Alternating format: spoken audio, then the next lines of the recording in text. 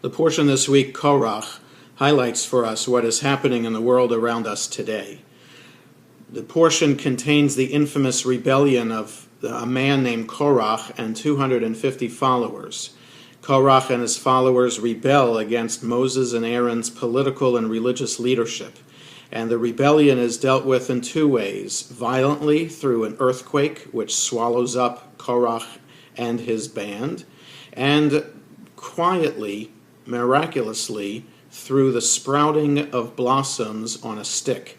Each tribe is supposed to place a staff inside the tent of meeting, and the staff overnight that sprouts blossoms would be the staff and the tribe that would then be the religious leaders of the people. Of course, Aaron's staff, representing the tribe of Levi, is the one that sprouts blossoms.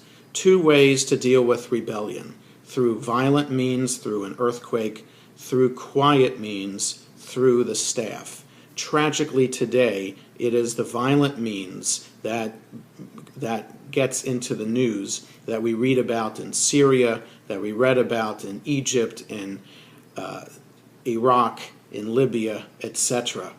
It is these violent means that become the most common and seemingly effective means of stemming dissenting opinion.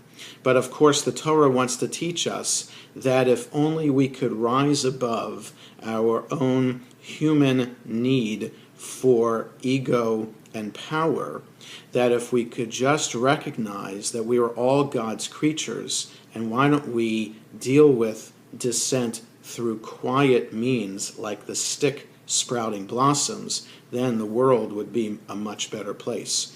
And so, of course, this may be a pipe dream in today's world, but the Torah is supposed to prompt us to rise above the everyday and to dream about what can be.